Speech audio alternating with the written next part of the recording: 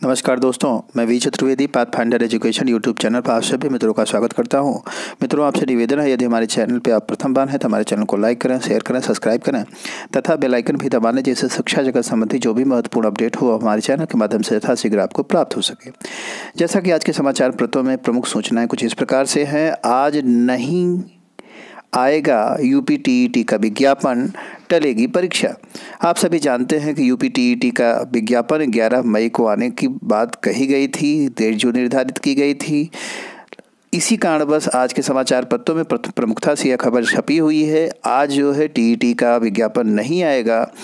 अब यह परीक्षा टल गई है। विज्ञापन जारी न होने पर 18 मई से शुरू नहीं हो सकेगी आवेदन की प्रक्रिया।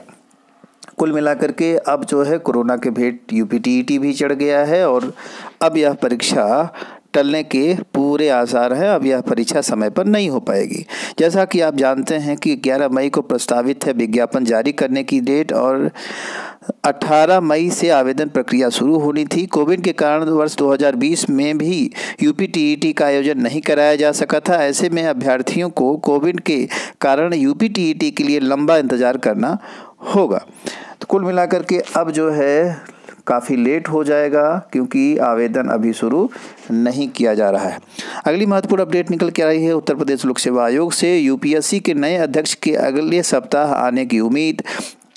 उत्तर प्रदेश लोक सेवा आयोग के नवनियुक्त अध्यक्ष संजय श्रीनेत अगले सप्ताह पदभार ग्रहण कर सकते हैं। आयोग के अधिकारियों को मौखिक सूचना मिली है कि श्रीनेत 20 मई के करीब पदभार ग्रहण कर सकते हैं। जैसा कि आप सभी जानते हैं, बहुत ऐसी प्रमुख परीक्षाएं हैं जो कि जून के प्रथम सप्ताह से द्वितीय सप्ताह के बीच में आयोजित होनी है। जैसे पीसीएस 2020 की जो 21 की जो परीक्षा है उसका आयोजन 13 जून को और 20 को जीआईसी का। इसी क्रम में कई परीक्षाएं हैं, उनका भी नोटिफिकेशन भी नहीं जारी हुआ है। परीक्षाएं होंगी या फिर लंबित होंगी, रोकी जाएंगी। तो अध्यक्ष के आने के बाद इस पर निर्णय होना ज़्यादा संभावना जताई जा रही है, निर्णय हो पाएगा। इस कारण अध्यक्ष महोदय आ जाएं तो यह बात स्पष्ट हो पाएगी, जो कि उपापो की स्थिति जो अभ्यर्थियों में है वह समाप्त हो सकेगी। अगली महत्वपूर्ण अपडेट निकल के आ रही है। 5000 पदों के लिए लिखित परीक्षा। यूपी-SSC कोविड महामारी का पड़ा साया, कई अफसर संक्रमित। आप सभी जानते हैं कि सबसे खराब स्थिति जो है यूपी-SSC की है। यूपी-SSC 2016 से 2019 के बीच लगभग 24 एग्ज़ाम कराए थे, जिसमें से 22 फंसे रह गए थे। अभी यथास्थिति बनी हुई है। इस समय की यह स्थिति है कि लगभग 5000 पद ऐसे हैं इनको परीक्षा करा के अभ्यर्थियों का चयन देना है, किंतु अभी तक इस पे निर्णय नहीं हो पाया है। आगे दिया है, यह जो परीक्षाएं हैं आप देखेंगे, सहायक सांख्यिकी अधिकारी एवं सहायक शोध अधिकारी भर्ती परीक्षा 2019, सहायक बोरिंग टेक्नीशियन भर्ती 2019, वन रक्षक वन्य जीव रक्षक भर्ती 2019, सम्मिलित अवर अधीनस्थ सेवा परीक्षा 2019 की मुख्य परीक्षा, राज्य कृषि उत्पादन मंडी भर्ती परीक्षा 2018, सम्मिलित ग्राम पंचायत अधिकारी ग्राम विकास अधिकारी समाज कल्याण पर्यवेक्षक परीक्षा 2018, सम्मिलित अपर अभियंता। तो इस तरह से यह लगभग 5000 पदों पर जो वैकेंसी है वह रुक रही है और इसमें कहीं ना कहीं यूपी-SSC की एक बड़ी कमी नज़र आ रही है। अगली महत्वपूर्ण अपडेट निकल के आ रही है।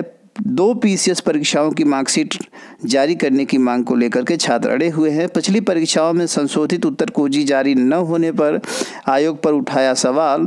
उत्तर प्रदेश लोक सेवा आयोग ने अब तक पीसीएस 2019 और पीसीएस 2020 जारी नहीं किए हैं। अभ्यर्थियों की मांग है कि इनकी मार्कशीट जल्द से जल्द जारी की जाए। अगली महत्वपूर्ण अपडेट निकल आ रही है डीएलएड परीक्षा से संबंधित। इस बार लिखित परीक्षा के माध्यम से होगी डीएलएड में प्रवेश।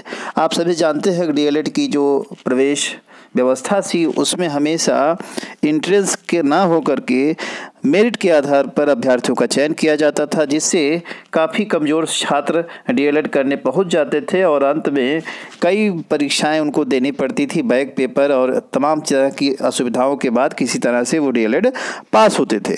और सत्र भी लेट लतीफ़ चलता था, कुछ इसका भी कारण भी होता था, जिससे अभ्यर्थी काफ़ी परेशान होते थे। इन सारी बातों को देखते हुए शिक्षा की गुणवत्ता बढ़ाने के लिए जो प्रदेश सरकार है उसने निर्णय लिया है कि अब डीएलएड जो परीक्षा होगी उसके लिए भी देखेंगे कि प्रवेश परीक्षा कराई जाएगी। लिखा है, शिक्षकों की गुणवत्ता को बढ़ाने के लिए सरकार ने लिखित प्रवेश परीक्षा के आधार पर डीएलएड में प्रवेश की बात कही है। लगभग 2 लाख सीटें डीएलएड की हैं और इन अभ्यर्थियों को अब प्रवेश जो है एंट्रेंस के माध्यम से ही दिया जाएगा। अगली महत्वपूर्ण अपडेट निकल के आ रही है, उच्च शिक्षा के अधीन आने वाले सभी राज्य विश्वविद्यालय, निजी विश्वविद्यालय तथा महाविद्यालय परिसर 20 मई तक बंद रहेंगे। परिसर में किसी भी शिक्षक, छात्र, छात्रा और कर्मचारी या अधिकारी की उपस्थिति नहीं रहेगी। वहीं माध्यमिक शिक्षा के सभी बोर्ड स्कूल 20 मई तक बंद रहेंगे। विभाग के विशेष सचिव कुंवर सिंह राघवेंद्र ने इसके संबंध में आदेश जारी करते हुए यह बात स्पष्ट कर दी है।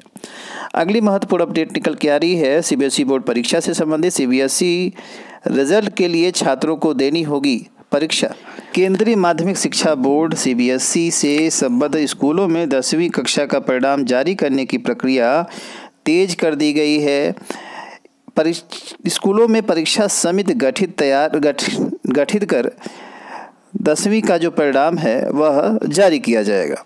तो जैसा कि बताया गया है, केंद्रीय माध्यमिक शिक्षा बोर्ड सीबीएसई के संबंध स्कूलों में 10वीं कक्षा का परिणाम जारी करने की प्रक्रिया शुरू हो गई है। हालांकि बोर्ड ने इस बाबत स्कूलों को मूल्यांकन नीति जारी कर दी है। परीक्षा परिणाम यूनिट टेस्ट, अर्धवार्षिक परीक्षा और प्री बोर्ड की परीक्षा में मिले अंकों के आधार पर रिजल्ट तैयार किया जाएगा। वहीं जिस छात्र ने साल भर कोई परीक्षा नहीं दी है या जिस स्कूल में कोरोना की वजह से परीक्षा नहीं कराई गई है, ऐसे छात्रों के लिए स्कूल परीक्षा कराएगा। तो ऐसी भी सूचना आ रही है कि परीक्षा आयोग उनकी करा सकता है। गौरतलब है, कोरोना के बढ़ते संक्रमण के चलते 10वीं की बोर्ड परीक्षा रद्द कर दी गई थी। इसके बाद बोर्ड ने स्कूलों को मूल्यांकन नीति जारी किया तथा इसके तहत स्कूलों में मूल्यांकन कमेटी का गठन कर दिया गया है। सीबीएसई स्कूलों का गठन जो किया गया है उसी के आधार पर फिर मेरिट बना करके अभ्यर्थियों को प्रमोट किया जाएगा। अगली महत्वपूर्ण अपडेट निकल के आ रही है, जल्द ही 2.5 लाख आय वर्ग वाले सामान्य अभ्यर्थियों को भी मिलेगा छात्रवृत्ति। प्रदेश के छात्रवृत्ति एवं शुल्क प्रतिपूर्ति योजना के तहत 2.5 लाख रुपए तक आय रखने वाले सामान्य विद्यार्थियों को भी लाने की बात की जा रही है। इसके लिए समाज कल्याण विभाग ने प्रस्ताव तैयार कर लिया है। शीघ्र ही वह प्रस्ताव शासन को भेज दिया जाएगा। समाज कल्याण निदेशालय ने तैयार किया प्रस्ताव शीघ्र शासन को भेजा जाएगा। पहले 2 लाख अभ्यर्थी वार्षिक आय वाले अभ्यर्थी ही आते थे, अब इसे 2.5 लाख कर दिया गया। अगली महत्वपूर्ण अपडेट निकल के आ रही है, एकेटीयू में ही 32,000 सीटें, अब तक आए सिर्फ 15,000 आवेदन। प्रदेश की इंजीनियरिंग, फार्मेसी और मैनेजमेंट संस्थाओं में यूजी-पीजी कोर्सेज के दाखिले के लिए 32,000 सीटों के होने के बावजूद यहाँ जो आवेदन आए हैं मात्र 15,000 आवेदन ही आए हैं। अगली महत्वपूर्ण अपडेट निकल के आ रही है, अंतिम वर्ष को छोड़ करके विश्वविद्यालयों के सभी छात्र बिना परीक्षा के प्रमोट। कोरोना संक्रमण को देखते हुए जो यूजीसी है उसने भी निर्णय लिया है कि यह प्रमोशन का जो काम है, प्रमोट करने का काम यह विश्वविद्यालय अपने स्तर पर करें। जहां जैसी स्थिति हो उसी हिसाब से चाहे परीक्षा करा लें, चाहे प्रमोट करके आगे बढ़ाएं।